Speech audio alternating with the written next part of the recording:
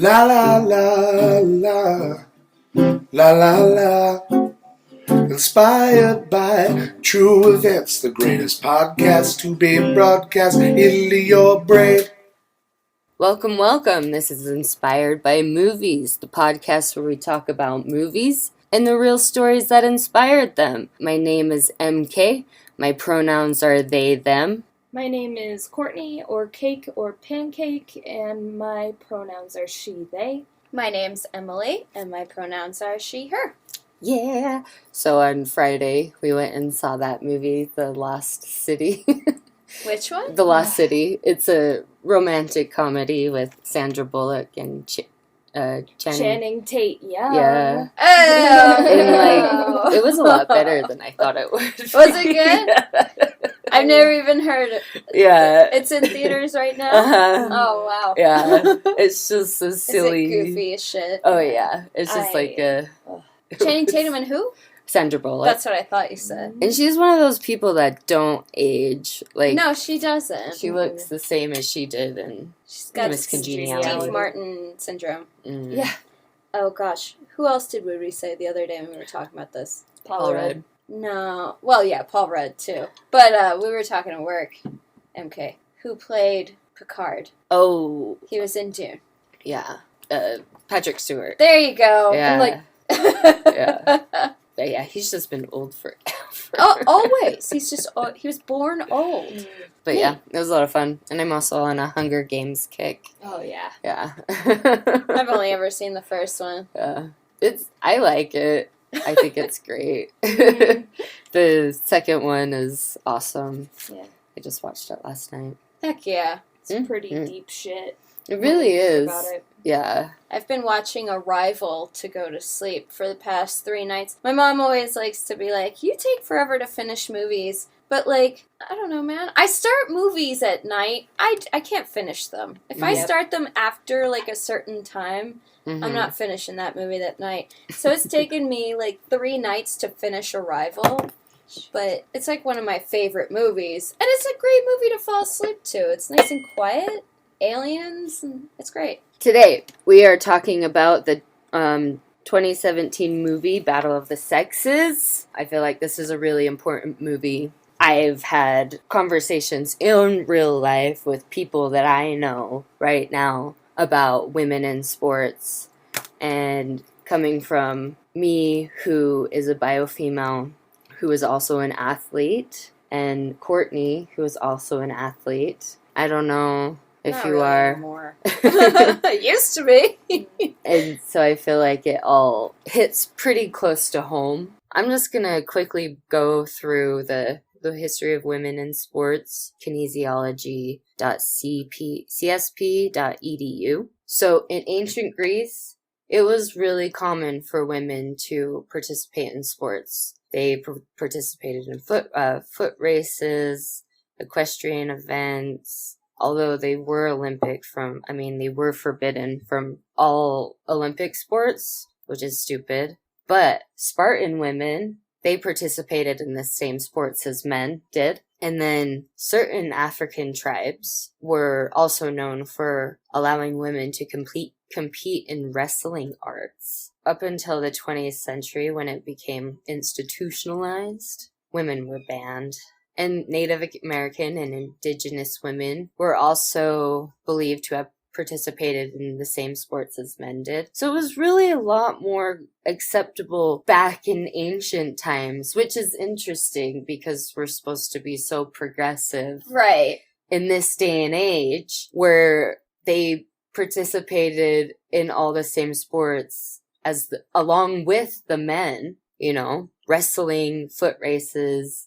Spartan women were allowed to do wrestling, javelin, foot racing, and discus. Also,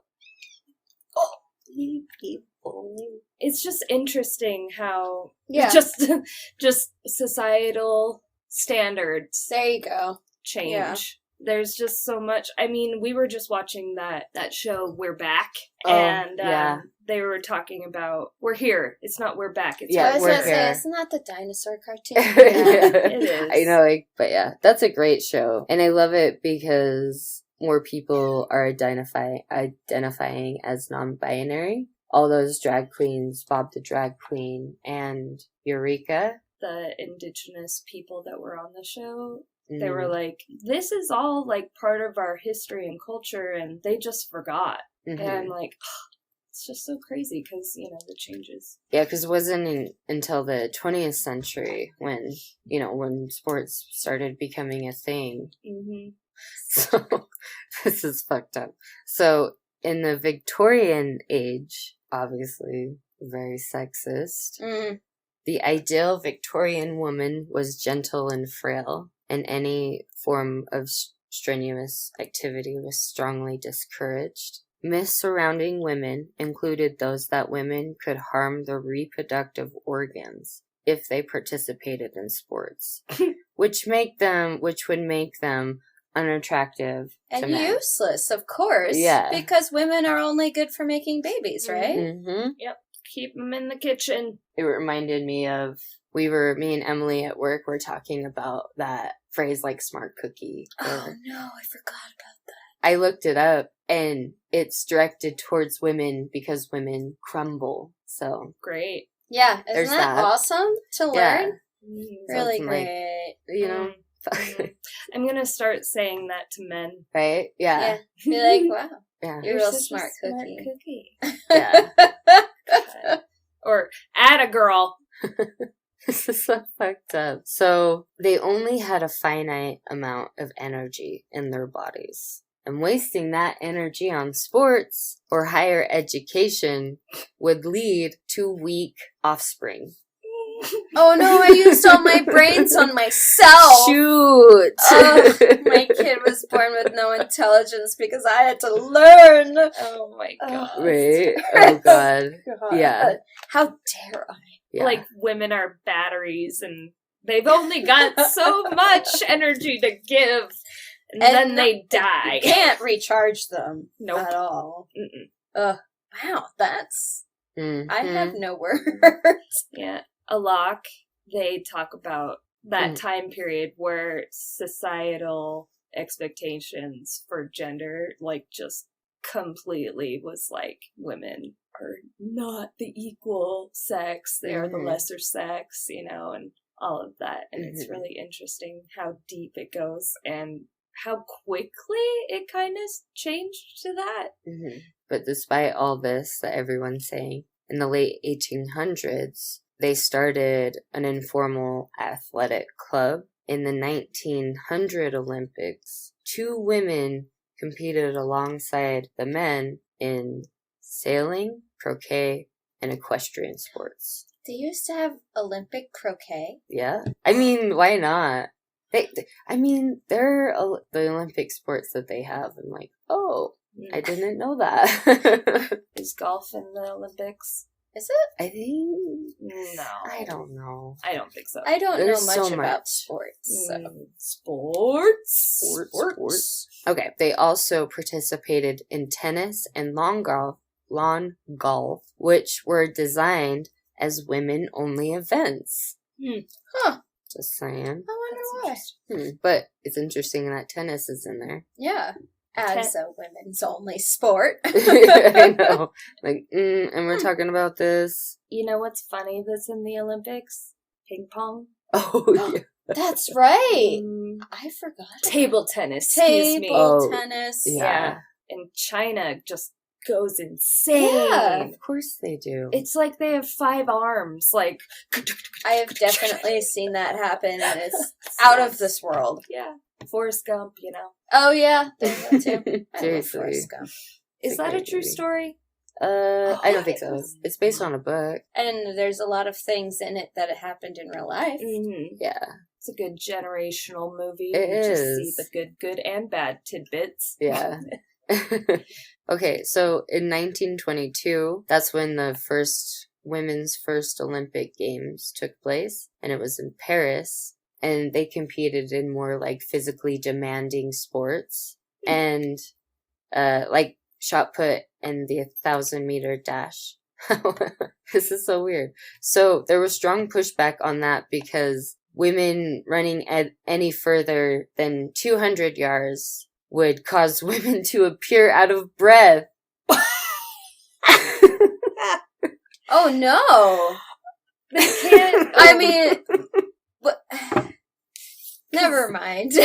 Right? Because, men never get Oh winded. yeah, no. Yeah. No, not at all. No. Exactly. Heavens. And There was just that anniversary for that woman that she ran the Boston Marathon, Oh yeah. and they were, trying to kick her off. I remember Yeah, that hearing about anniversary just happened. I know, it's crazy. Like, it's a lot. We can't have you be out of breath. No. So weird. You don't Surely look- not. Yeah, you don't look pretty when you're winded. Right? Yeah. Like, you don't look good when you're sweaty. Mm-mm. And I don't sweat, I glisten. There you go. What is that from? Is it Miss Congeniality? I was just about to guess that, but I've Mhm. seen that movie once, so I wasn't sure. So let's wrap this up. By 1920, in universities, 22% had a women's athletic program, but they were replaced with game days and fitness classes due to pushback in the 1930s. And then, in the 1940s, World War II, that's when we get the All-American Girls Professional Baseball League, because there was no professional baseball, because all the dudes were at war. Mhm. So they took up that, that's when they all went to work. Rosie the Riveter was a part of that, so that's really cool. But yeah, so that's basically it. Like, it's just, again, it's come a long way, but it's still pretty outdated the way that they're treating it. And that's how they're raising their sons, is that women work for you. Mm-hmm. You are stronger, smarter, better than these women. Yeah, it's fucked up. And it just, it gets better, and then we take 2 steps forward, 2 steps back. Like, the whole debate with the Summer Olympics, because the women volleyball players didn't want to wear their fucking short little bikini bottoms Right. with a short top, because they're fucking playing in the sand. Yeah. And they were gonna fine them for trying to change their uniforms. Shout out to Pink. Oh yeah, she paid everyone's fines. Yep, I had seen that. And How amazing it is, straight white men, they like to do, especially ones in power, mhm. love to do the, oh, well, you can't keep your emotions in check. Mm. You can't let go of things, blah, blah, blah, and this, that, and the other thing. But then it's, so obvious every single time that the reason all of this is even a problem in the first place is because straight white men can't fucking keep their emotions under control. Right.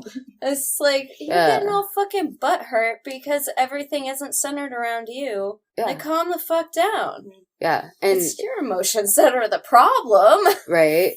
And it's funny because I was talking to Blake about men's birth control, and I didn't know much about it, and I took it home to Courtney, and she was like, do you know why they don't have it? It's because they couldn't deal with the side effects. Yep. That's exactly why. Mm-hmm. They couldn't deal, yet we have to be the ones to deal. Of course. And Viagra is covered by insurance, but is birth control? Yeah. Not every Yes, it's not federal. Yeah. So there's that. It's just fucked up. The division is just another way of showing that these straight white men are always going to try and be in control of women and their bodies. But yeah, so that's a brief history of women in sports, and we'll get a little more into it when Courtney talks about what actually happened in Battle of the Sexes. So take it away, Sports Court. Did you want me to do the cast? Yeah. All right. So we've got Emma Stone as Billie Jean King, Steve Carrell as Bobby Riggs, Andrea Riseborough as Marilyn Barnett, Sarah Silverman as Gladys Heldman, Natalie Morales as Rosie Casals, Bill Pullman as Jack Kramer, Alan Cumming as Cuthbert Ted Tinling, and Elizabeth Shue as Priscilla Riggs. I love Elizabeth Shue. And then off to Courtney to start us off on the movie. Mm-hmm. Okay, so I picked this one because ever since I even saw the trailer of it, I was like, fuck yeah, That's right up my alley. I feel like every girl growing up has experienced a sexist comment at a very young age to make you feel like you were that less than. And there are so many of us that have realized that that's complete bullshit and that it's not true, and we feel like we have to prove something. And there are so many women that have led the way for progress in equality, and Billie Jean King is definitely one of them. And I'm probably gonna get emotional throughout this movie. This movie is really important, and the story needed to be told because of the importance of how pivotal this movie, that moment in history was. It was not just a tennis match. Anyways, so Billie Jean King will probably never listen to this, but I want her to know that I look up to her so much, and I love her glasses, and I try to have my glasses look like her. That was going to be one of my things. Throughout the whole movie, I was just like, I'm going to ask Courtney about the glasses. I'm going to ask Courtney what she thinks about the glasses. There are some photos of her when she was in her 20s, and she had these white cat eye glasses on. Like, just everything that you see in that time period. Like, It's all good. It's so great. She's just been her own self for so long that she made this giant impact in history and continues to do so. And we all should thank her. Yeah. So anyways, Battle of the Sexes. I own it hard copy. That's how much I love it. Analog. Yes. Analog. Yeah. But anyways, so let's get into the movie. Battle of the Sexes. It starts out in 1972, introducing Billie Jean King, the current champ of the U.S., and how it was so cool that President Nixon called her, and there's lots of news anchors kind of playing in the background saying, you know, she's been really outspoken about equal pay and tennis, and, you know, how that's just ridiculous. Why would somebody think that they deserve the same amount of money as men? You know, that kind of bullshit. And that's the theme throughout, so we're gonna definitely bring that up several times. And then you see this guy in an office with a racket, and he's watching this, and he's like, Billie Jean King is there with her husband, and they're dancing, and this woman with excellent hair and glasses comes in, and this is Gladys, and she's played by Sarah Silverman. She shows Billie Jean a piece of paper, and she's very upset about how the women are being paid 5 times less than the men in prize money for the upcoming tournament. And they decide to go and talk to the men, the president, and all the high-ups of the U.S. Lawn Tennis Association. And so they walk into the room, you know, where all the men are smoking their cigars and such. And they are obviously like, what the hell? I love when the one guy, Bob, was just like, you're not allowed in here. And Sarah Silverman just like not having any of it. Because I'm a woman or because I'm a Jew, Bob? Yeah, like, let's acknowledge the fact that not only are you guys not about women, but you're not all about a lot of other kinds of people. Yeah. Right. Yeah. Right. Just the way she just like barks that at him, I was just like, fuck you. Yeah. Hell yeah. Yeah. And then along the same lines, when she's like, why is this? And Jack, played by Bill Pullman, he's like, well, we need to make it more prestigious and offer the men more money because stronger, faster, you know, bigger draw and blah, blah, blah. And she's like, and less money makes it more prestigious because... Yeah. She's like, that's not tracking, you know. And also Emma Stone, Billie Jean King, is, you know, bringing up the fact that it gets the same amount of views, the same amount of crowd. They have a big following, and bullshit. Side note, this is happening in real time with the U.S. women's soccer team. Mm-hmm. I highly recommend watching the documentary LFG. It's Let's Fucking Go. And after that film came out, now they are receiving equal pay. Yeah, in soccer. So Nice. that's really Yeah. cool. Yeah. They I were, didn't know about that. Yeah. I recommend watching it. Yeah. It made me cry. yeah, they were able to like renegotiate their contracts into Good. a better way. And now it's the guy like that's in charge of the soccer association was like getting booed because the women's had just won yet again another tournament. And so he was like introducing him and they just booed him off the stage. Yeah. But yeah, definitely watch it. It's amazing. Another thing that they said was, well, the men have to provide for their family. And she's like, I am the breadwinner for my household. Like, that's fucking bullshit. That just reminded me of when we were doing Milk and like fucking Josh Brolin. Josh Brolin's character was just like, well, straight people have families. It's like, fuck you. Oh, Right. I'm sorry. Women don't have families to provide for. Right.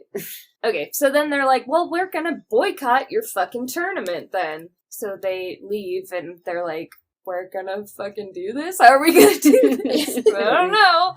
But they fucking do it. Gladys is a hustler. Cut two. Bobby Riggs. He is at dinner with the family. His wife is saying, you know, my dad thinks you're an integral part of the company. And then his little son starts kind of guessing about like peppercorns and the pepper grinder. And then they start betting. And then Priscilla, played by Elizabeth Shue, was like, no, Bobby, we don't gamble anywhere. And that's kind of hinting towards, you know, he probably has a bit of a gambling problem. And then he's like, I need to go to the office. Cut to him with 3 dogs, fucking playing tennis with his friends, putting bets on the table, and he ends up winning. He wins a Rolls Royce, and they're like, you can't go home, you can't drive up in a Rolls Royce, like, how are you gonna explain that? And and he's like saying like, I go to Gamblers Anonymous, I go to a shrink 2 times a week. He's like, I'm a reformed man. Yeah. You're a changed man, or something like that. Yeah, and it's just like, okay, you're not. We don't believe you. And then women in salon. Wait. Locker room talk. Oh yeah. It's- Bob comes up with the idea for him to play against Billy. Sorry, I almost said Bobby. Billy Bobby. Billy Yeah. Bob. You know, it's like that whole thing, like, I could beat any of these women, and I'm getting playing for peanuts in the seniors circuit, and it's just like, okay. Like, just any guy, Mm-hmm. you Oh, know. I'm sorry, you have problems. Yeah. Like, oh, how dare they ask for equal pay because I can beat them. It's like, well, no, okay, whatever. Well, you can see the wheels start turning after that statement. Yeah. There's one thing about, I am impressed with his hustling skills, Bobby Riggs. It's like, damn, he just made this whole thing into a whole thing. Quite the hustler. Women in the salon, the tennis team in the salon, they're getting ready for a press conference. They're saying, like, they're talking about boycotting the tournament. And one's like, well, maybe we should boycott sex. And this other chick was like, well, that would be punishing us as much as them. And there's like girl talk about sex. And then I wrote gay. Because Billy's sitting in the chair and her hairstylist, Marilyn, enters and just sparks a fly-in. Intimate haircut is what I really love that scene just because, there's people who don't like getting their hair cut because it is, like, a little too much of an intimate act for a lot of people. But, like, it really, like, read into that whole, like, somebody, like, messing with your hair and, like, doing all that stuff can be a very, like, intimate act. And the way the scene was shot was just really, I thought it was a really effective way of portraying that. And then the way, when she's just, like, the way that hairdressers will like get down next to your face and she's like, what do you want? And then she gets all flustered and Billie Jean's like, what do you mean? She goes, with your hair. What would you like with your hair? Right. So cute. Yeah, like she's just lost in the moment. Yeah. Like they're just by themselves having this moment, basically. Mm-hmm. Oh, yeah. She called Billie pretty. She's Oh. like, I'm not pretty.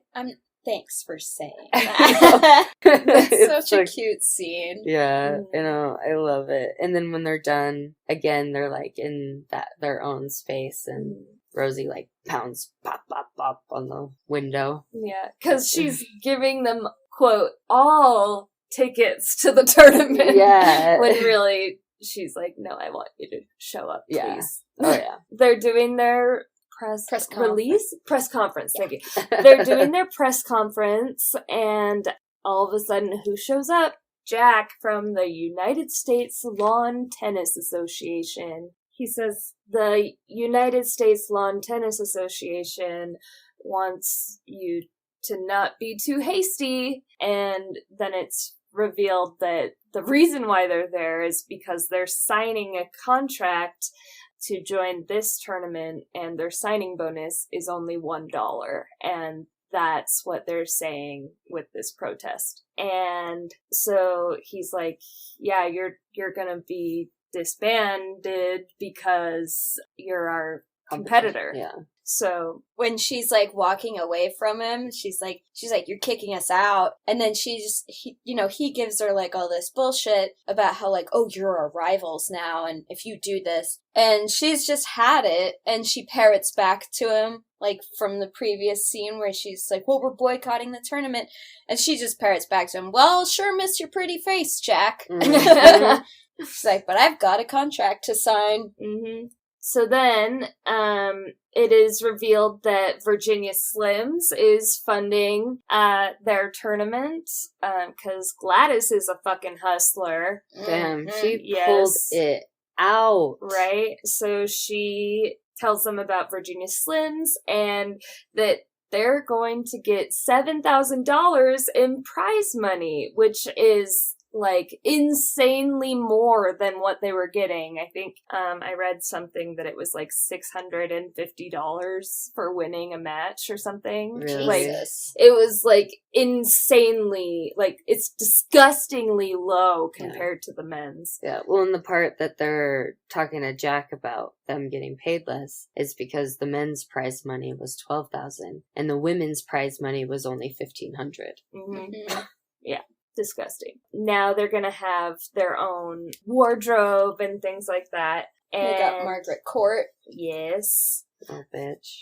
Yeah. So they got into a radio interview, and they're talking about women's livers and, that kind of thing. And then it cuts to Margaret Court coming in with a kid and her husband, and she's basically checking in, with them. And she makes the comment, Billie never liked me. And I'm like, she didn't even say a word to her in that scene. Yeah. Cuts to Bobby at home, and what shows up? A fucking Rolls Royce. Yeah. And his wife is telling him that he has to give it back. So he takes off. Then they are at a tournament, and who shows up? Marilyn. Marilyn shows up, and she's like, do you like dancing? Cut to Sweet 70s Club. Yeah. Super cute Crimson and Clover club scene. Right. Crimson and Clover. I don't know why that song became kind of like a queer... It's used in a lot of queer movies, especially with lesbians. Yeah, like it shows up a lot in the L Word, and it's funny how a song it's the lesbians now. It belongs to the lesbians. Yeah, we've appropriated it. I just love the line that she says to Billie Jean, where she's like, she's like, it must be intoxicating. And she's like, what, on the course? She's like, no, being inside your skin. And I'm just like, ooh. Right? Kill me! That's one hell of a compliment. Oh my yeah. god. Seriously. Yeah. Then there's the bathroom scene. Oh, yeah, they're putting on lipstick. Oh my god. I know. She puts on Billy's lipstick. Blush. So intimate. Oh my god. Then Marilyn's like, well, I'm gonna have to catch a bus home. And Billy's like, yeah, no, too late for that. Come stay in my room because I have an extra bed. And I wrote, It's like, nice cover, okay. I wrote, they gonna push those beds together? Yeah. So then they get to the hotel. Yeah. Awkward, cute. Right. So they're getting intimate, and Marilyn kisses Billy, and she's like, is that okay? And then Billy's just like, fucking finally. And I know how that goes. And this whole time, I'm like taking my notes while this scene is happening. I'm like, oh, they're gonna, like all these reactions. And Courtney's just laughing at me. And I'm like, what? She's just like, oh my god, it's so good. I wrote in really big letters, sex happens. It happens now. Yeah. Oh man. And I love that Billy's like, I'm married. And Marilyn's like, I have a boyfriend, kinda. Sorta. Oh, so it cuts to Bobby's in the Rolls Royce watching TV. It starts talking about Billy. You can see some wheels turning. Then it cuts back to Billy and Marilyn totally getting it. And so Bobby calls Billy in the middle of the night because he's called every hotel in San Diego. Dedication. Yeah, and they're fucking. Before she answers the phone. Oh yeah, she's. What if it's Larry? Oh my god! What if it's so and so? What if it's my parents? Yeah. What if it's my parents? Oh my gosh! And then Marilyn's like, I don't think they can see you through a phone. Yeah, and so like Bobby calls. He's like, how about a game? $35,000. And Billy's like, I'm not about it. Marilyn comes out from the bathroom wearing one of Billy's shirts. Then she sits down on the bed and she's like, oh, you're about to give me a speech. Oh, I have a comment about the shirt too. It was, she's like, oh, you're about to give me the speech. Mm-hmm. And then Billy gives her the speech. Does exactly what she said she was going to do. And then, they both go to their separate beds. And then, the second the light goes off, Billy's in Marilyn's bed. And I wrote, how could she not with Marilyn in her shirt like that? Because goddamn. God damn it. I have a question for you since you were doing production facts later. Did Emma Stone talk about what it was like doing a queer sex scene? No, I couldn't find anything on that. Damn. I just wanted But of course I didn't really What do you got? Emma Stone lesbian sex scene on loop on this website. Oh, no. Oh my god. So, I didn't realize that Emma Stone was in another film that she was a lesbian, and I guess Emma Stone insisted on being naked in the sex scene. Neat! I'm like, oh, she queer. I mean, I want to watch that movie. What's it called? I'll write it down. Let's see here. The Favorites. The Favorite. The Favorite. Oh, I saw that. Look at the sexual tension picture. Yep, there it is. Mm-hmm. I saw that picture too. Mm-hmm. Ooh, The Favorite. Yeah. Who was it? Josh Brolin that was like, I'm an actor. You have to have had experiences. Was that Josh Brolin? Somebody that you wouldn't expect, I think. Oh, okay. I don't know. Oh, Josh Brolin. Olivia Colman has said that having sex with Emma Stone on screen was awfully fun. Oh! Damn. Awfully fun. Yeah, it was really fun having sex with you too, responded Stone. Okay. The Academy Award winner later clarified, we didn't really. Sure. Maybe not on camera.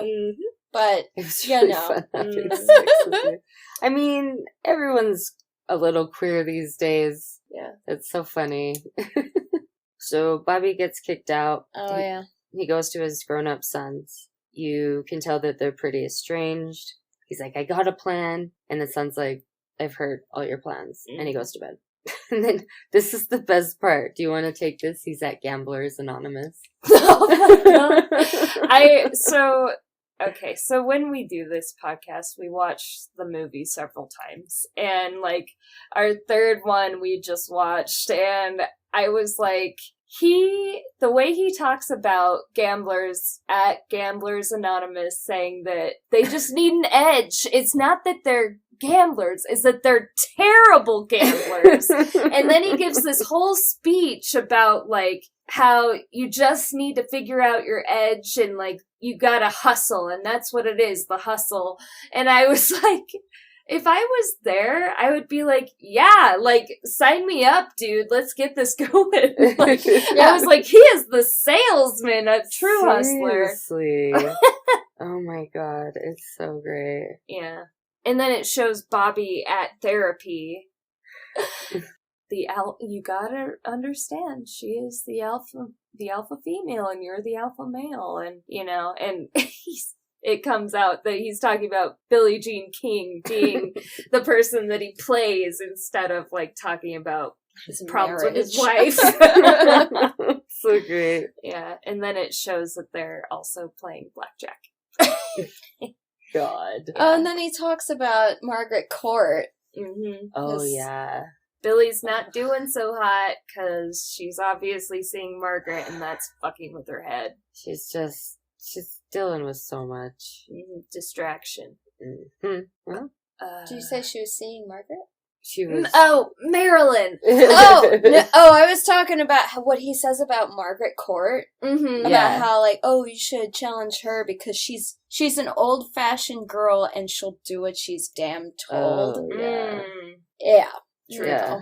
Mm-hmm. Well, I mean, he's not wrong, but also fuck the guy. Yeah. So then it cuts to Ted, the stylist, realizing what's going on because they come out of the same hotel room. And I love it because he talks to... Wait, I don't know. Is that the part where he's like, do you think Larry knows? Mm-hmm. Well, there's knowing, and then there's knowing. Mm-hmm. Truth. These dudes are such homies. Oh my God. Real yes. talk. Yeah. So then they're like, oh yeah, you're the hairstylist. We need one on the tour, blah, blah, blah. And then Billie Jean is like, no, it doesn't, no, she doesn't need to come with us. No, you know, acting supposedly cool. And then she ends up being hired to be their hairstylist, and she has to go and drive with Billie Jean by herself. Oh, darn it. And it's very intimate. Oh, montage. and then it pans to Margaret talking about how much sin is on the tournament. Yeah, and her game's gonna go to shit because of it. Mm-hmm. And she's not wrong. Not wrong. Unfortunately. Mm-hmm. Homophobic little bitch. Mm-hmm. Ugh. For realsies, bad news. Mm-hmm. Yeah, she sucks. Mm-hmm. Oh, Billy and Marilyn's sweet Rocket Man driving scene. I know. She's, you know, Billy's all like, we can't be fooling around, and Marilyn's just like, I wasn't fooling around. I was dead serious. I loved that. I love that line. Oh my God. And then she's like, who are you? Like, what do you want with me? And, you know, and then she starts being like, well, I forget what her full name is. I didn't write it. Mm-hmm. Marilyn Barnett. I'm really good with my hands. Uh-huh. And I just met the most interesting person. Mm-hmm. Yeah, you did. And then they're just kind of like, oh, well, we'll be friends. Like, pretty good friends, you know? Yeah. And Marilyn's like, good friends? Good friends? Like, and I'm like, sure.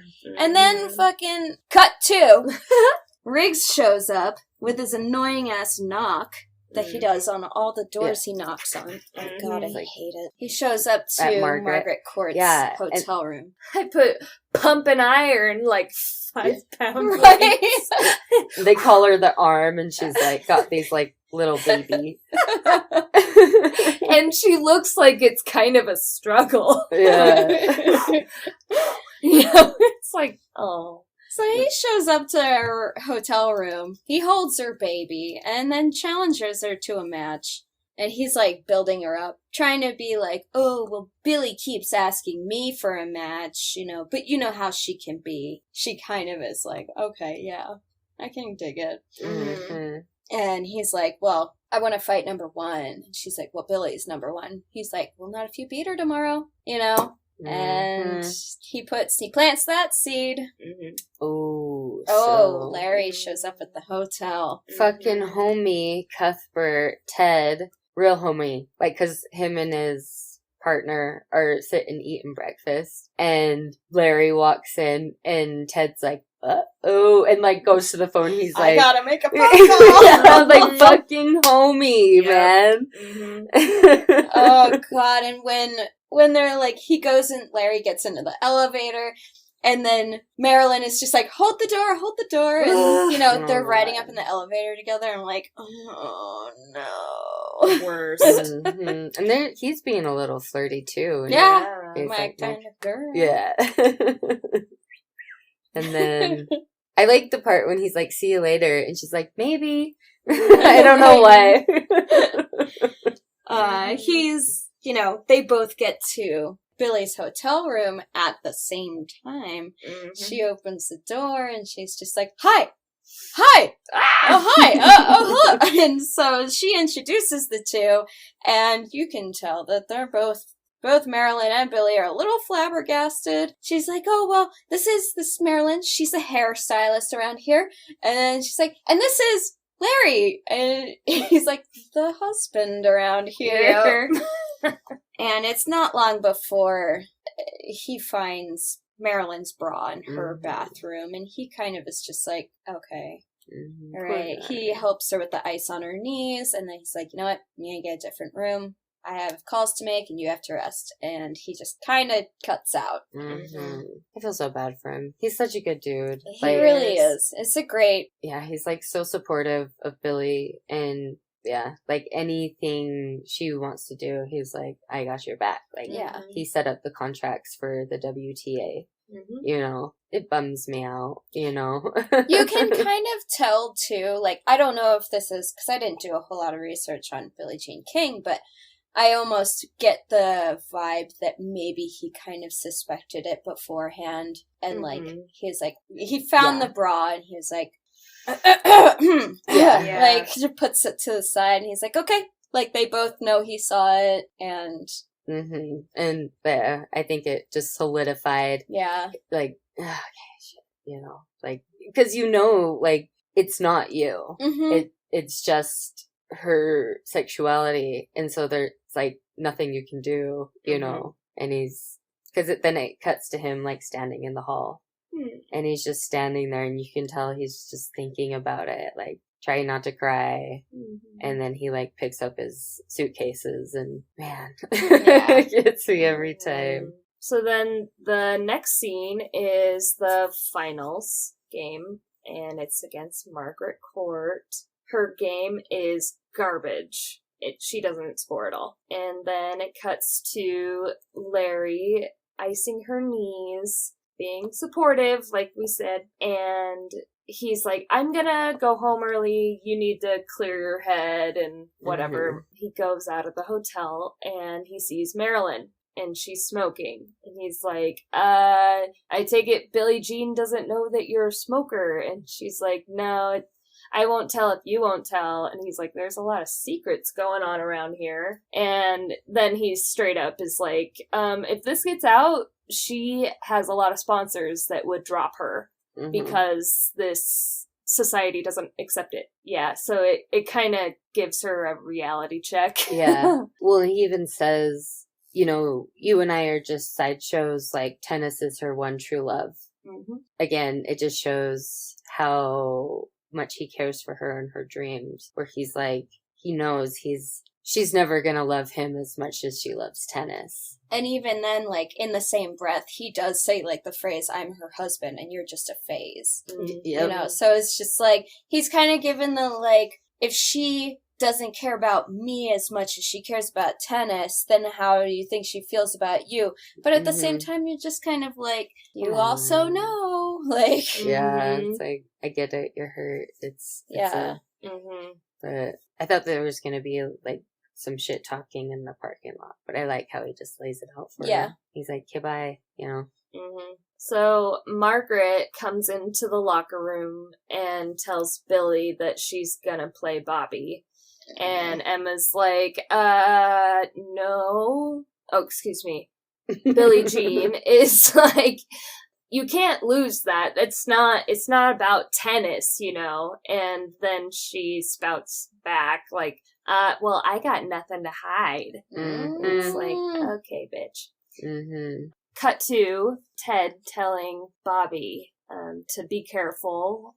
He says, the world isn't always a forgiving place, my dear. And then it cuts to Billie Jean and Marilyn, and they're having some pillow talk. And Billy tells her a story about how she was playing tennis. She was wearing shorts, and they had her not be in the photo because she was wearing shorts. And she said at that moment she wanted to change things. And then cut to Bobby running around in the apartment with his son in a sweatsuit.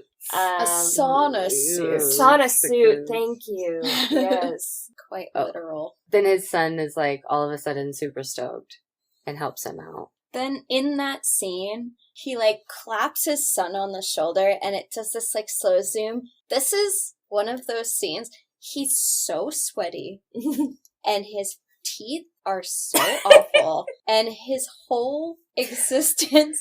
I love Steve Carrell, but he did shitty so well in this movie. And it just like zooming in on his sweaty fucking face, just going, you fucking nailed that part. Like, that's not sweaty. Yeah. Okay. That's all I had to say. Yeah. And then it cuts to Bobby and Margaret, their match. Bobby gives Margaret some roses and she does a little curtsy. And we were watching the DVD extras. Billie King was kind of talking about it. And she was like, the moment Margaret curtsied, she lost that match. Because she just showed her how submissive she was. And right then and there, she lost. She put on the show that he wanted her to.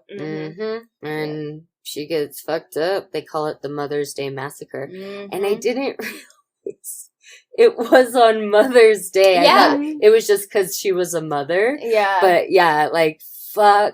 Yeah, it's Mother's Day today. Happy birthday. Happy Mother's Day to all those moms out there, pet moms included. Wait, it's not Mother's Day today.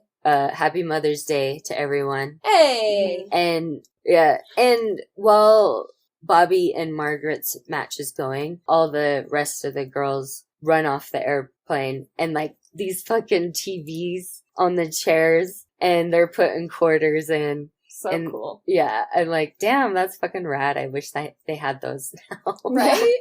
They see it fucking destroyed. And then Billy's like, oh god. And she gets up and they're like, where's she going? And Gladys is like, fate coming and hitting her. I like that they're talking about her dress and they're like, what do we think about the dress? And they're like, is it one of Ted's? And he's like, I'm right behind you. And there's like, great dress, Ted. Great dress. We love it. Yeah.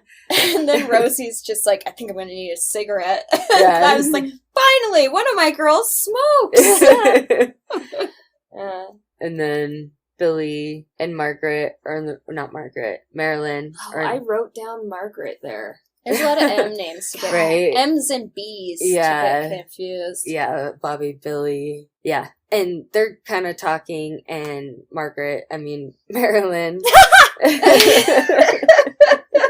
damn it. Start that part over. So they're in the hotel room and Billy's talking to Marilyn. I have to play him. Marilyn says, no, you don't. And Billy's like, yeah, I have to. Like, there's too much at stake. And there was a lot going on at that time. Title IX and then equal pay to Bobby, that's a big fucking joke to him. And now all these men are, well, we're not going to pay you anymore. Right. And so they kind of get into it. Marilyn's like, do you want me here? Billy says, I gotta go. She goes and starts hitting some tennis balls. And Marilyn leaves. Cut to Billy calling Larry and say, call Bobby right now. He fucking calls me at midnight. Set it up. She, like, you can tell she kind of wants to, like, talk about shit and apologize, and he's like, that doesn't matter right now. Yeah. All Like, that later. matters is that game, so we'll talk about that shit later. Which, again, fucking good dude, because he knows how much is at stake. And he's like, we'll talk about it later. I really enjoy just, like, the respect that you can tell that they both have for each other, even though there's clearly all of this other stuff going on and they are having problems with it. They still have a huge amount of respect for each other. And I don't know, that makes me feel good. Yeah, it makes, it's really agreed. So they're training and Bobby's being outrageous and they're at press conferences and he's fucking, there's that scene where Bobby's talking about his wife, talking to his wife. Yeah. And I like that scene a lot. Yeah, she's like, you have all this, you're just a male chauvinist and, chauvinist? Did I say that right? Yeah. God. She's mad about him being a male chauvinist and putting on this show and everything. She's like, you know I'm a woman, right? And like... And how she's the one who's paying for all of it. Yeah. Yeah. And yeah, she just... She had a really great monologue there. Talking about how she loves him, but she can't do it anymore. And she wants a husband. And he's just not doing it for her. Yeah. And the way that she says it, too, where she's just like, she's like, I love the things that make you you. She's like, I love your ideas. I love your schemes. I love how you fill up a room when you come in. She's like, but I can't rely on you. I need someone who I can rely on. She's like, all of these things about you are what make you special. But I can't be with that person. And the way that she says it is just so, again, it's very respectful. Like, she has respect for the person that she married. But, like, and that's another thing that I was going to say earlier about how we were talking about people who marry people like that. You can only imagine how much they actually give a shit about their spouse. Or if it's one of those situations where it's just like, I love my kid, but I hate everybody else's kid. Like, I love my wife, but every other woman on the earth can go fuck themselves. Right. Like, or does your spouse not actually give that much of a shit about you? Like, who knows? It just sucks. It sucks when you're that kind of person, but you have someone that you're actively hating on who's dear to you. Like, that person's eventually gonna think that maybe you don't really care that much. Yeah. That just sucks. Sorry. Yeah. And there's that part where he's like, I'll pay you back. And she's like, I don't want it back. I want it. He's like, do you want me back? And it's just silent. And like, ooh, like that. It's like makes my chest feel tight. And then he's like, well, okay, here's the deal. And like once she gives him that monologue, he's like, okay. Like he knows that there's nothing he can do. Yeah. Yeah. And then it cuts to him making a $15,000 bet on himself. Immediately after. Right away. And then it shows the TV, the anchorman being like, the $100,000 purse. Right. And it cuts to there's a Bobby's press training. conference. Yeah, there's a press conference where they're like arm wrestling and it's doing like a montage like back and forth. And Bobby's just fucking around. It's raining. He goes out there in flippers and a raincoat and an umbrella and is playing tennis. And then it cuts to him playing tennis with a fucking frying pan. And Am I cooking? Yeah. Am I cooking? Yeah. And then it like cuts back to like the press conference and he's like talking mad shit. And Billy's like, keep talking because it's going to make it so much worse when you lose and, dinosaurs can't play Mm-hmm. tennis, and he's like, I'm gonna put the show back in chauvinism, which I thought was pretty funny. And then he's like dressed up like Little Bo Peep with sheep and he's everywhere. like flipping around and then he's like sitting in a chair like, oh sweetie, give me a drink, and then he's like, oh, I almost took your arm off, just being a little like just posing nude for Oh, magazines. yes. Oh my god. And that's for real. That was real. Yeah. We should post that in the Instagram post. Okay, Yes. Yeah. Seriously. Oh, you could have side by side the There Steve you go. Carrell and Yeah. Billie Jean in training is not yeah. doing well as far as the games go, but she's pushing herself. Yeah. A little too training hard. her heart out. Mm-hmm. Like there was one where she was just like had to walk off the court. Like she's Mhm. like, I can't do this. And Mm-hmm. then it cuts to Gladys and Larry and Billy's in bed and she's like, I'm sick. I have the flu. So she gets 2 weeks off. Well, it's funny because she like takes a thermometer out and Gladys is like, well, you're not dying. She's like, don't sound so happy about it.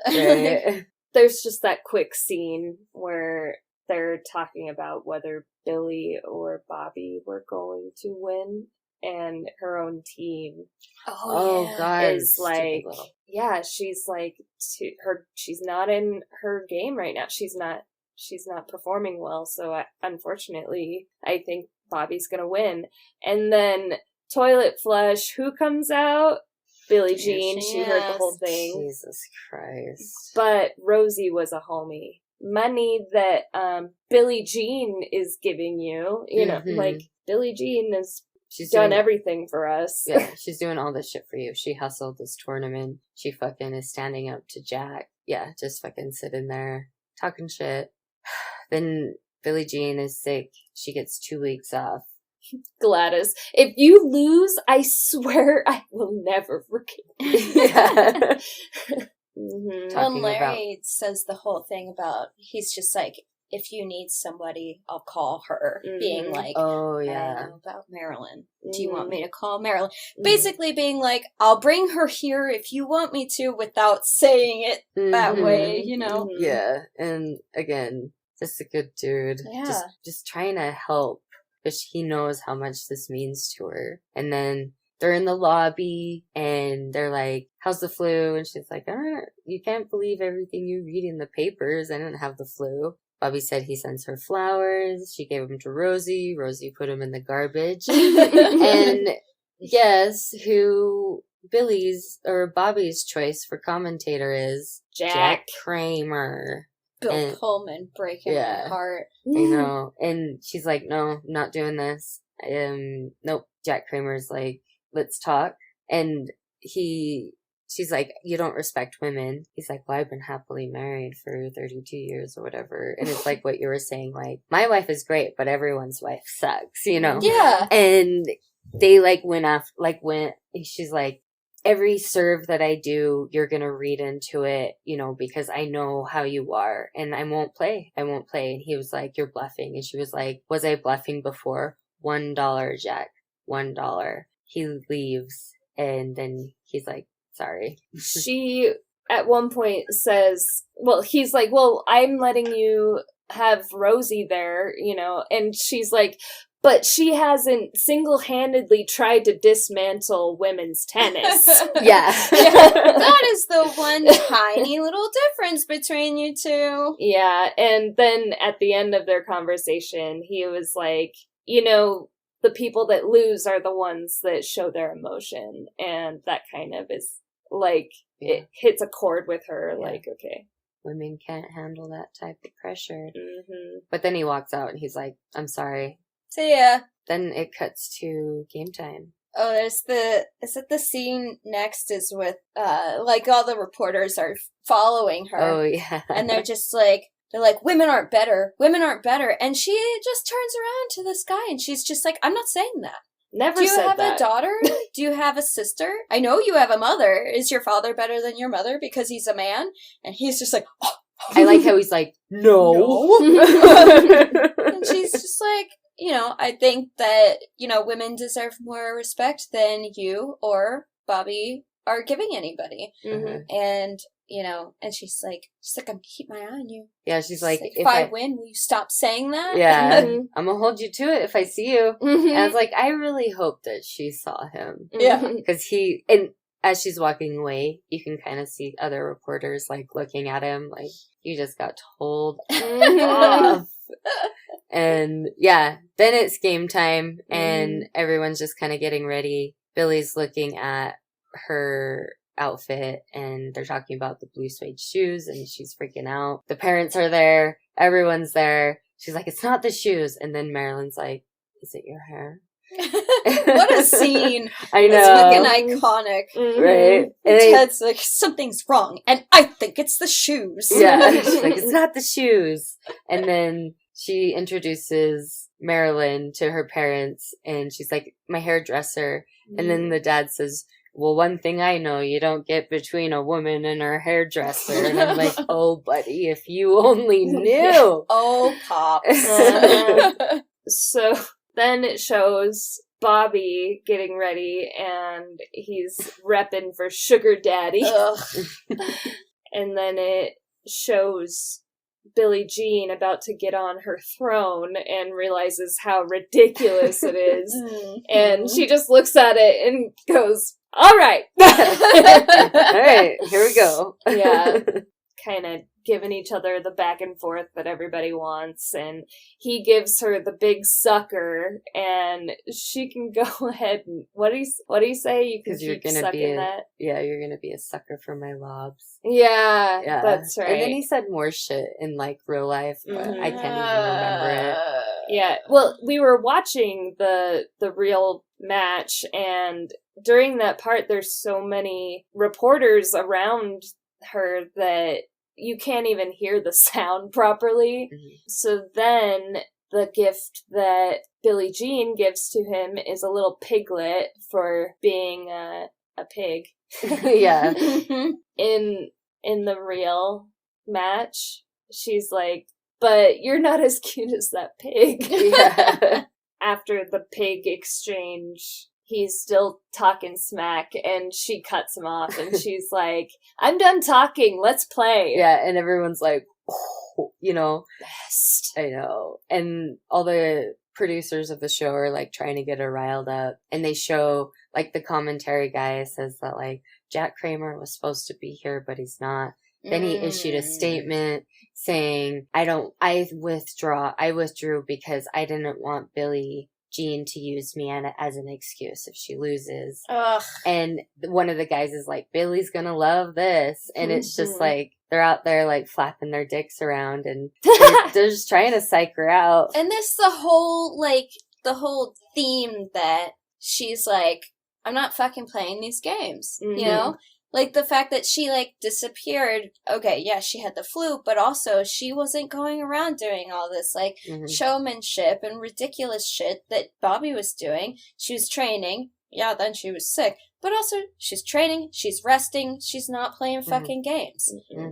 He's still doing this, the male is supreme shit to try and rile her up, and she's like, nope, done talking, let's play. Yeah. Then it gets into the game, and she ends up scoring on him for the first time, and his response is, "Atta girl." And he just keeps saying that because she wins that one 6-4. Yeah, he's running, and you can tell, like, he sits down, and they're like, you gotta take off that jacket, and he's like, no, they're paying me $20,000 to keep it on, and she's just wearing him out. I just love how, like, they're talking about, he's like, oh, he's not smiling anymore, all the humor has left Bobby Riggs. There's the one part in the beginning of the game where she starts, like, getting the upper hand. Howard Cosell says something along the lines of, like, oh, what's he gonna do if he loses? And then Rosie's just like, he'll have to go back to cooking and doing the housework. In the real the real broadcast, he is actually grabbing her shoulder and her neck while talking with her. That makes me want to scream. Yeah. The second I saw that, I was like, if somebody fucking touched me that way, I would lose my mind immediately. That happened all the time in church for me. See, Like old men coming up and just grabbing your shoulder. Yeah. that makes me want to go punch every single person in the fucking Especially the convicted child rapist. No, that doesn't surprise me at all. It's really going back and forth. Like, Bobby leads, and then Billy leads. Just kind of goes like that. There are times where he hits it, and then he slows down because he's like, oh, I got it. And she comes back real fast and scores. And it's just like her scoring. And then all the dudes that were talking shit, like Jack, and then Bobby's friends, and the producers, I wrote down, you can practically hear their dicks shrinking back into their bodies. Because, seriously, and then it's just like, Billy wins the first set, and then during the second set is when, like... There's that part of the scene where his son is... Oh, yeah. His son decided to go and not attend. He stayed in his hotel room. I forgot about that scene. You can just see the shame. Like, he's like, oh my God. Yeah, because it keeps cutting back to him. Ooh. And he's like, just sitting there all sad. And it just gets more and more sad. Well, it's funny because once Bobby takes off his jacket, he finally takes off the sugar daddy jacket. And he's sitting there, and I love Steve Carrell so much because he played this part so well, where he's sitting there like I think I might lose. Like, this is real competition. Like, she's outplaying me, and I talked all this shit in front of all these people, and just the way he's like rocking back and forth, and he's looking up and down. To panic. Yeah, I just like love the way that Steve Carell played that part because it's just so. Oh yeah. And then his fucking weird ass doctor with all the specialness supplements. Oh, it's like what's in that one? Specialness. I love Fred Armisen is so hilarious. God. And I've like only ever seen him in like bigger roles, and they're also always comedy. And so I realize now, like, I didn't pick up on it the 2 times I watched that scene where they're originally talking about the supplements. That's Fred Armisen sitting there. I didn't recognize him. So I only recognized him for the first time in the movie in that scene where he's like holding his arm and he's just going, yeah. And so I just... Acting like he knows what he's doing, but really he's a quack. Like, all right, Fred, go out there. Pretend you know what you're doing. And so he's just like fucking around with his like arm. Getting it to loosen up. And doing silly Fred Armisen things. Yeah. And I love this part because when he's dealing with his injury, they're doing a 5-minute delay. Rosie's like, I knew it would come down to something with Bobby, you know, and of course it's an injury. And then the other commentators guy is like, okay, well, I gotta tell you this. You've gotten your licks in, and I know he's been, you know, talking a lot about how women are lousy and yada yada, but he's like, he is a good guy. And Rosie's like, I agree with you, but he's not. He shouldn't be on the court with someone at, you know, of her caliber. And then the guy is like, well, the way it seems like it's proving that you're right. And it's just like, again, their dicks are shrinking. Then Bobby, everything like gets set up again.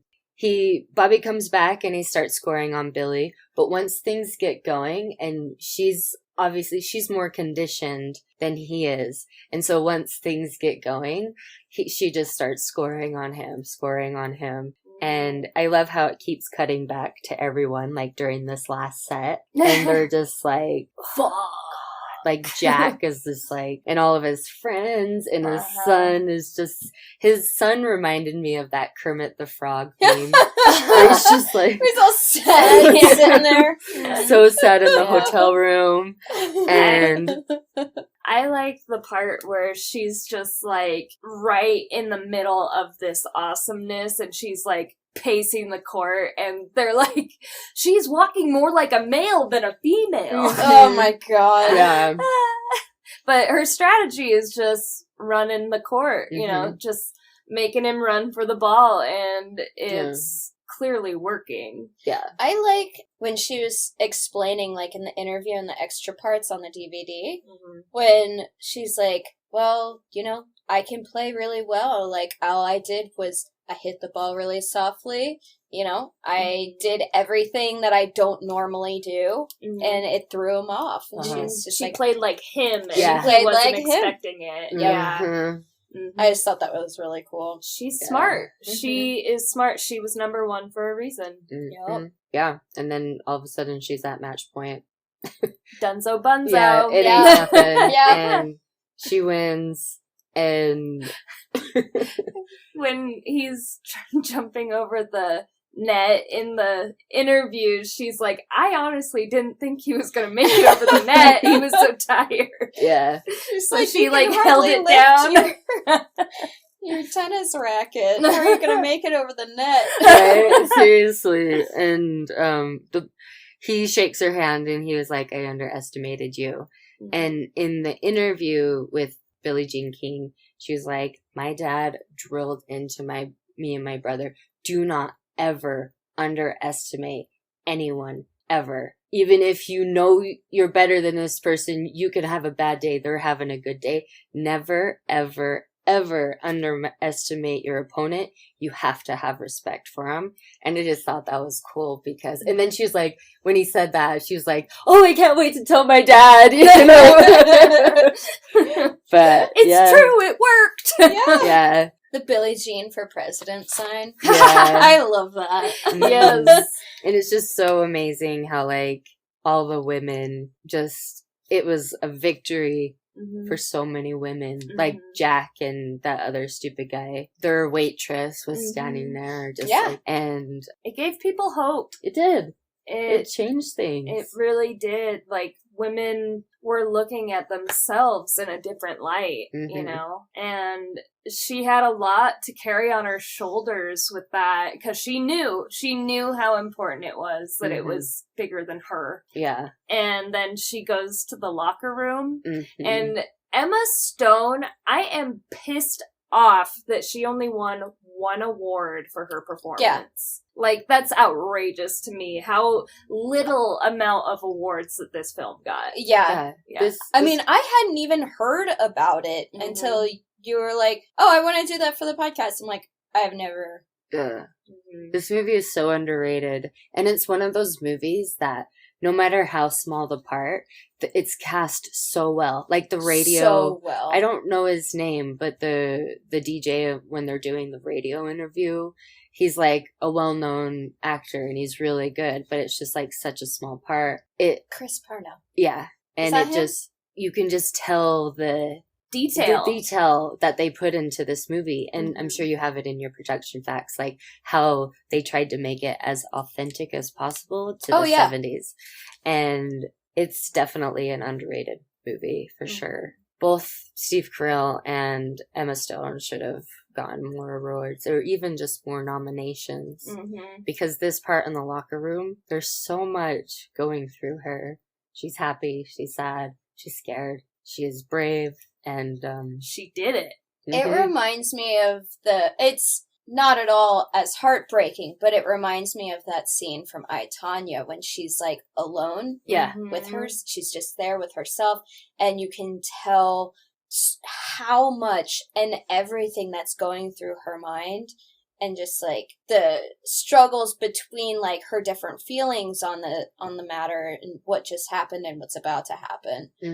It's just really cool. I love seeing especially movies like this where they are portraying somebody who is a real person and still alive yeah, but just being so well cast and doing such a good job of that role that they're supposed to be portraying. She really crushed it throughout the entire movie, but that scene is very powerful. And then she walks back out, and Ted. She's just standing there. Ted comes up to her, and what does she say? That, like, I'm scared? She's like, I don't think I'm ready for all this. He's like, times change. You should know you just changed them. And then they hug, and it's so sweet. He says, there will come a time where we can be who we are and love who we love. But it's time to dance. Like, now it's time to dance. It's awesome. Love him. Mm-hmm. And then it cuts to the end little bits. Do you have those written down? I don't have them written down, but essentially it talks about Larry being a homie. They got divorced, but they're still close. Billie Jean is godmother to his kids, and her and Alana Kloss get together, and they have a good relationship and everything. And Bobby. And Bobby and Priscilla remained happily married for the rest of their lives. No, they got back together, and they were together. They renewed their vows. Yes, that's what it was. And I guess that means they are still married. Yeah. Okay, so they just didn't sign the papers that they were done. Yeah. Okay, cool. I'll shut up on that. No, you're fine. But he never gave up gambling. So there's that. I actually read that they got divorced, they got divorced before the Battle of the Sexes game actually happened. Okay. It was almost 2 years before that. Oh, jeez. Yeah, that's why I was just like, well, I was doing some reading. I'm like, oh shit, they actually did get divorced. Yeah. So, either way. They got back together. Yeah. And he didn't stop gambling. Yeah. He stayed true to himself. Yeah, he's right? I am never giving that up. But you see, real pictures of Billie Jean and Bobby. Mm-hmm. It's cute. Spot on. Yeah. And crazy. I think Billie Jean was the first female athlete to receive the Presidential Medal of Honor. Mm-hmm. Which is cool. The Medal of Freedom. Medal of Freedom. Presidential Medal of Freedom. Mm-hmm. And she really paved the way for so many people. Women, the LGBTQ community, and going from her playing for $1,500 to now women playing for $250 million. And it's still sad because they still have a long way to go. And Fiend. Yeah. Philadelphia Freedom was written in honor of Billie Jean King. Written on, this is taken right from EltonJohn.com. Written on the label of the vinyl 45 singles were the words "With Love to BJK" and "The Sound of Philadelphia." So on little 45 singles of Philadelphia Freedom, I sent a picture of the label to the email. And it's really cute. Fans who wanted to decipher the cryptic first part of this dedication would have to go back only 17 months to when one of the world's most popular musicians met one of its most successful tennis players. I have a little bit, an interview with EltonJohn.com and Billie Jean King. So they asked, so calling it Philadelphia Freedom appealed to you? And she goes, I was thrilled. I said, that's great. It will be a great gift to the people of Philadelphia. And the timing was perfect because of the bicentennial being just the following year from the song's release. And I love the word freedom. I would say it is one of my all-time favorite words since I was a child. I remember talking about freedom in elementary school, and I am the one who named the team the Philadelphia Freedoms. And then in 2009, I got the Medal of Freedom from President Obama. It just goes on and on. Elton says the reason why the song works so well is because Philadelphia is iambic. And she said, we didn't want it to be anything about tennis, so it's a feeling. It's a great song for a team. It's a great song if you're not a team. The people in Philadelphia go, that's our anthem. And half the time, they don't know the backstory. When I go to Philadelphia, which is often, sometimes you'll hear it in the background on the radio, and they'll say, oh, we love this. It's the anthem to Philadelphia. And then someone will go, well, did you know? And then I'm asked to tell the story. So, as someone who loves Elton John and also is from Philadelphia, I'm like, well, yeah, we all think that about that song. And I had no idea it was dedicated to her. Wow. So, in conclusion, Billie Jean King and Elton John were very close friends and worked together on gender and LGBTQ equality and HIV/AIDS awareness, among other causes, for over 40 years. That's all I've got. Nice. I really got into the whole King and Elton John That's pretty cool. friendship. I loved it, so it made me feel really good. Yeah, that's awesome. Is it my turn? Yep. Okay. So first I want to talk about Gladys Hellman and what a badass she was. So she was a hustler, and she in real life was a tennis player, and she published World Tennis Magazine, and her daughter also went pro. So she was like super into tennis. And with that, I think she got lots of opportunities to network in other ways. And she had friends. She was friends with the president of Philip Morris, which led to the sponsorship with Virginia Slims for the women's tournament. Heck yeah. Anyways, so she was a badass and a hustler. Then I wanted to talk about Larry, because I think he deserves to be talked about a little bit. Oh, for sure. Larry King, her husband, all of the stuff at the end of the movie is true. They got divorced, he had kids, and they're very close, and she's their godmother. So, with the affair, so I got deets. Marilyn Barnett is real, and she was their live-in secretary. Oh. I knew that she was her secretary rather than her hairstylist, but I didn't know that she was a live-in secretary. Yeah. Ooh la la. So they wanted her to leave and move out, and she refused, and she was going to sue them for a palimony suit. Do you know what that means? Palimony? I saw it described as a galimony. Yeah. So palimony means... Is it the same thing? It means alimony, but for a non-married person. Okay, that's what I figured. Like, so I'm like, they're pals. yeah. Yeah, they described it. I read vaguely about, like, her being the secretary rather than the hairstylist. Mm-hmm. And they were like, oh, certain sources were calling it galimony. And I was like, come on. Yeah. So, yeah, there was all sorts of stuff. So Billie Jean ended up admitting that she did have an affair with her she admitted in 1981. Marilyn, so she had threatened to leak their relationship with letters and credit card receipts and bills. Yo, Marilyn. And shit. yeah, so Billie Jean denied it for a really long time, and then so she was going to sue, Marilyn was going to sue them, but the case was thrown out. But I couldn't quite get the details if there was a different suit or if this was the same, but essentially it forced her to come out, which makes her the first prominent female pro athlete to come out. So that's a big deal. I mean, it sucks how it happened. Yeah. But again, paving the way. Yeah, through all of that, her and Larry were still married. Oh, wow.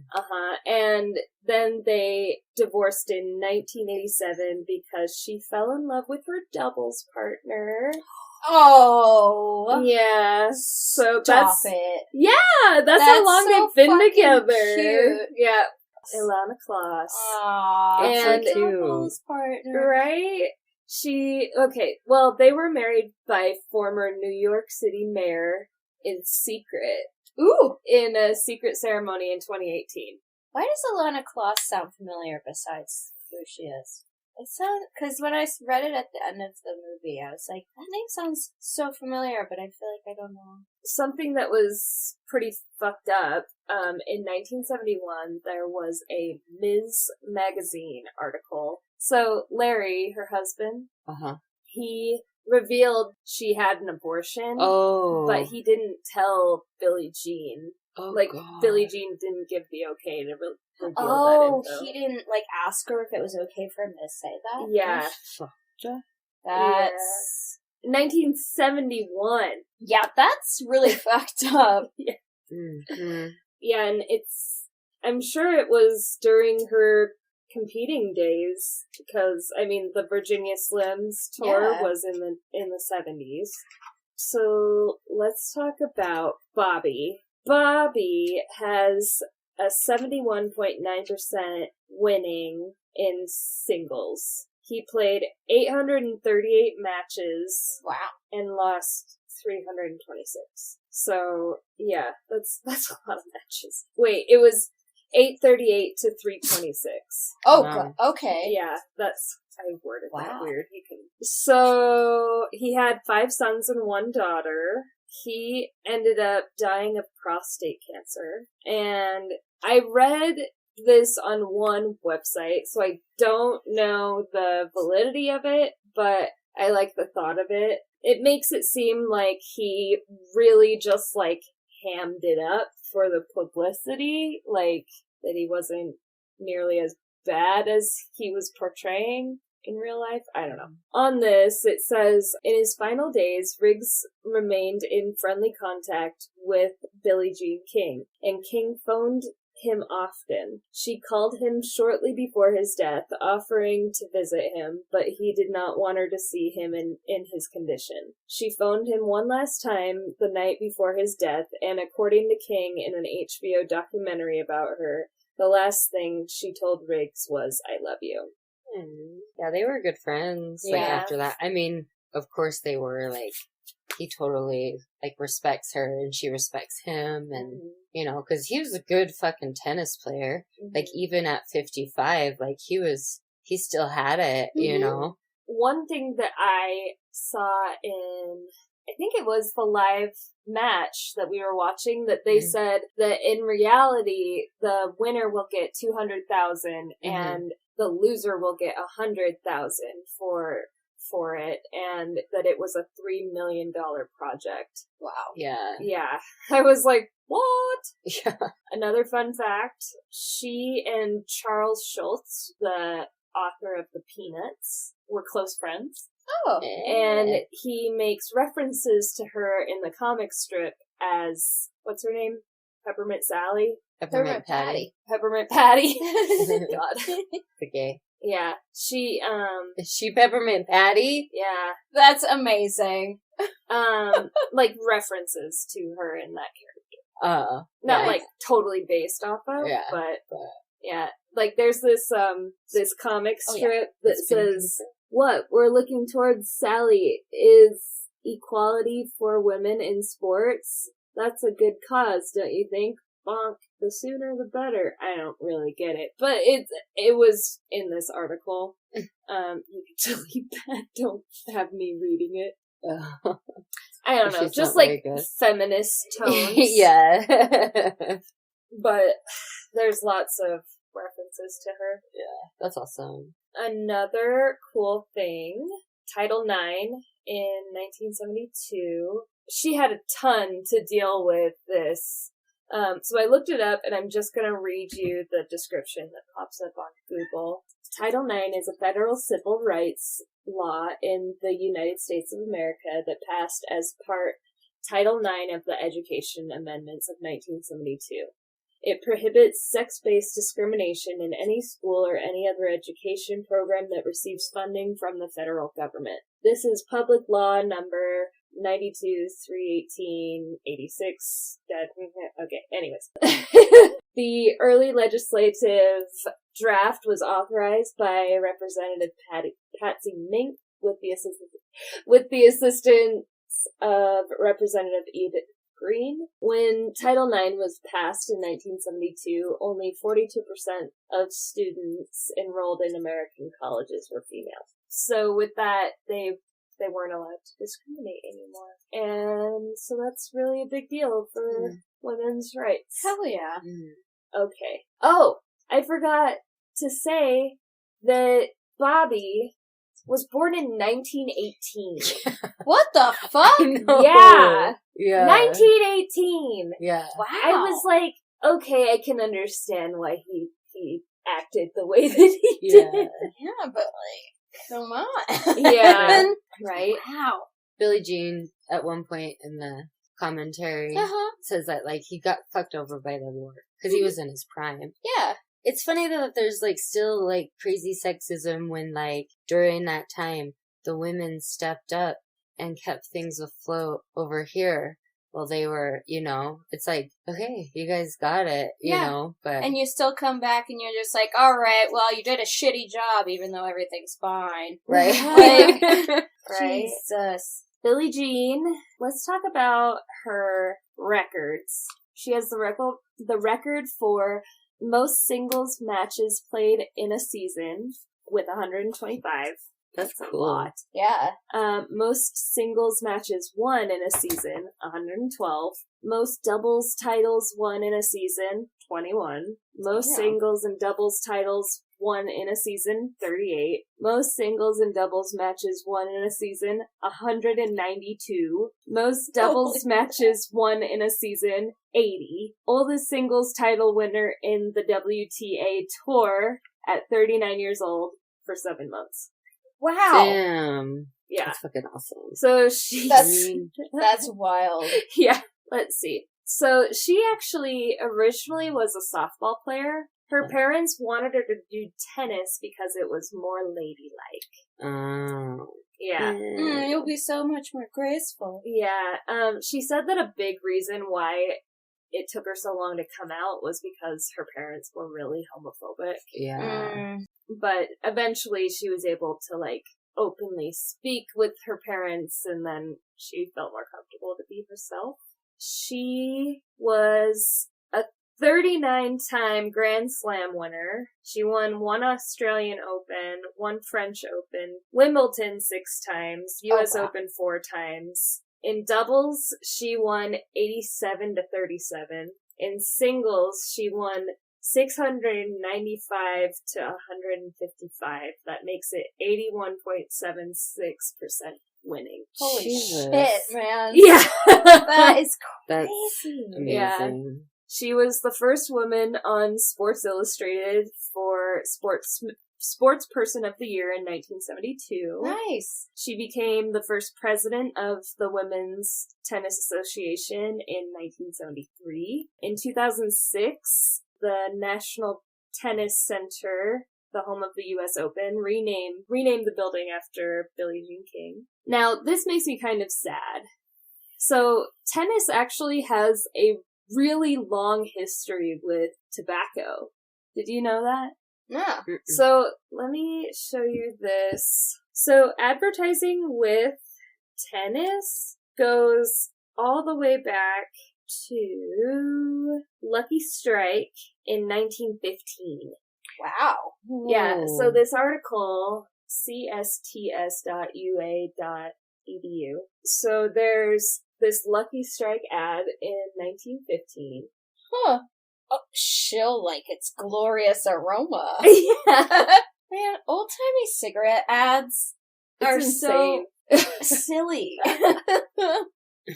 Wow. Just right for a snappy cigarette.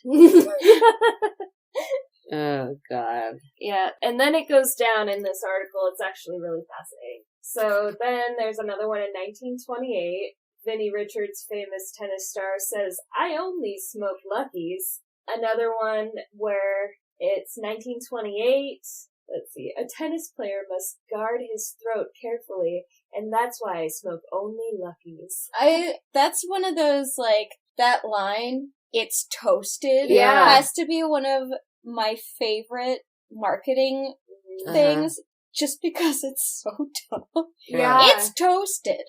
Well, they talk about that in Mad Men. Yeah, that's the Yeah. first episode of Mad Men. Yeah. It's like, it's toasted. It's like, ooh, it makes it sound Right? yummy. I know.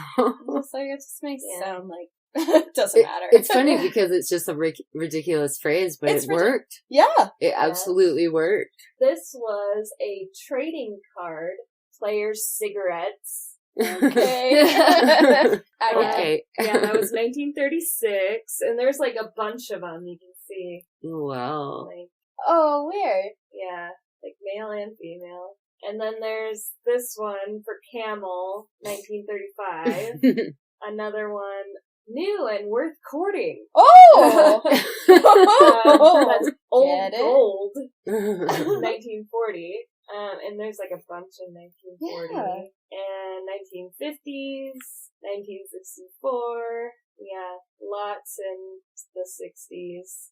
68, like in all these old, smoked her first cigarette.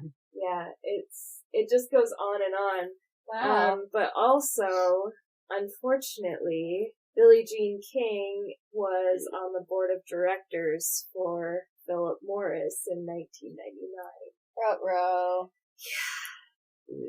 Makes me really sad. She kind of went into it with, like, let's educate the kids. And then also, in the same way, she was like, well, people need to start taking accountability. So it's like... Yeah, so there's just a long history there. On the whole, she made such a big difference with LGBTQIA+ people and women's rights. She's very heavily involved in politics. She has a great social media presence, so I highly recommend looking her up. She is every conservative white male's worst nightmare. No, I'm just kidding. But I'm really proud of myself that I didn't cry through this, because all of the material that I have read, it's just insane how much impact she has had in her life. And I admire her, and I love her, and Billie Jean, I know you'll probably never, ever hear this, but I love you. Same. I wonder if, like, because a lot of advertising is psychological, I wonder if, like, the reason why they marketed cigarettes with tennis is because, like, tennis is kind of viewed as an elitist sport. And so if they're smoking these cigarettes, you're smoking these cigarettes. I mean, cigarette smoking in and of itself is elitist as fuck. Yeah. Like, it's an expensive vice. Well, and then also, too, I mean, hell, when I was a smoker, I smoked American Spirits. Not because I thought I was fucking better than anybody, but I can tell you for a fact that some people who smoke American Spirits smoke them because they think they're better than other people. I could see it. They're like, yeah, it costs $12 a pack, but I'm not putting any chemicals in my body. Yeah. Like, yeah, but you're still addicted to nicotine like all the rest of us. Yeah. Anyways. Yeah. I mean, my vice is also expensive, so. Yeah, so I think that's all I have about Miss Billie Jean King. Oh, my sources. Let me open up my tabs here. I've got Wikipedia, History.com, WTA, Tennis.com, the LA Times. The LA Times one article is about Billie Jean is blowing smoke at her responsibility to youth. Oh, gosh. Yay! Yeah. The History.com articles are really worth reading, and there's some really great YouTube content, and the DVD extras were great. And that's all I got. Thank you for listening to me. Hell Thank yeah. you. Thank you for telling us all that information. It's a lot. I mean, I already knew she was an incredible person, but it's always nice to hear more stuff, more incredible stuff about incredible people. I mean, she's got her fingers in a little bit of everything. Not everybody, just everything. You can please delete that. Oh my god. No, I'm keeping it in. No! No! I'm keeping it. Okay. Well, I mean, if she can party with Elton John, I guess she can handle a dirty joke. Yeah. Thank you to those that have rated us. That's pretty neat. Yeah. Yeah. If you give us more ratings and comments and email us, we'll definitely give you a shout out. Yes. I want to give a shout out to my niece. I'm pretty sure she listens, so. Or Kelsey, if it's you, or Mo, if it's you, or Kenzie, if it's you. You got a long family tree. Yeah, like, thank you so much. And there's somebody in Japan, right? Yeah, well, not for a while, but we had someone in Ireland recently, and India. Wow. Yeah, it's crazy, like, just the random countries that Very will listen to the pod, you know? Cool. Yeah, so we're getting there. Thank you. Yeah. Should we? Yes! Should we eat some Oreos with some bacon? Oreos. You want to grab the bacon off the stove? Yeah. I'm referring to that cockatoo? No. What is it? That bird. Cockatiel? No. Parakeet. Parakeet. Yeah, it's a parakeet that, like, keeps singing Oh. that. Yeah. That's why I can't speak there. Yeah. We got bacon and Oreos. Mm-hmm. We'll see. Oh, this is gonna be good. I'm excited. I feel like it's gonna taste like a maple donut. Like what? A maple donut. Yeah. Ooh. I think those Maple are my bacon favorite. donut. Salud. Salud. Mm-hmm. Oh, it's so good. 11 out of 10. Oh yeah, absolutely. It's kind of like got that smoky. Mm-hmm. Who doesn't love a smoky Oreo? Yeah, I think next time we should do Oreos on pizza. Oreos on pizza. But yeah, not bad. Not bad at all. Heck yeah. Did you do a birthday cake one? Mm-mm. No. Mine was a regular one. She brought birthday cake ones. Really? I bought regular ones and regular ones and birthday cake ones. The one that they made for their birthday. The ones that they made for their birthday this year. It's just one of their flavors. Oh. Yeah, it was just... It's a little more sweet, and it has sprinkles on the inside. Aww. Did you bring any, or you just bought some? Yeah, twist one open. I don't care if you touch them. You're good. Touch me. I love that movie. I told Emily, Courtney, how no matter how hard I try, I always call it Rocky Mountain Horror Picture Show. Yep. Yep, it's a thing. Mm-hmm. To me, it tastes like canned frosting, you know? I like that frosting. I mean, it's one of those, like, gives you pleasures. Please don't judge me.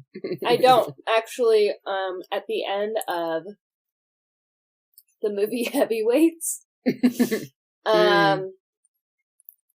Ben Stiller is eating out of one of those cans, and every time I see that, I want to do that. Like, I want to buy a can of frosting and just take a spoon to it. You know what's crazy about being an adult? Huh. You can do that. You can do that whenever you want. Whenever. Whenever. The birthday cake ones aren't too bad. Yeah, good choice. Who was that picked that? You? Someone said it at work. Picked what? The bacon. Oh, I don't remember. Somebody said it at work, so... Yeah. Thanks. But, thanks whoever you were. I doubt you listen. Whatever. Whatever. I only know Jake listens. Hi, He does. Jake. He loves it. Even though he's fallen behind, he told me. Yeah, I heard him. Sinner. I know. Get it together, Jake. Right. Hi, Patty. Hi, Griff. Hi, Yeah. Patty. Griff. Who else listens that we know? You know what? Email us. Hey, for real. Email us. Tell us what you think. Yeah. You know what? Emily, why don't you tell them where they can find us? All right, folks. Thank you for listening. Please rate, review, and subscribe. You can find us on Spotify, Apple Podcasts, Stitcher, iHeartRadio, and wherever else you might find your podcasts. The theme song was written and performed by Paul, and you can follow his band, Pathos and Logos, on Instagram at pathos.logos. Come follow us on Instagram at Inspired by Movies Pod and Twitter at Inspired by _pod. We're on YouTube at Inspired by Movies the Podcast.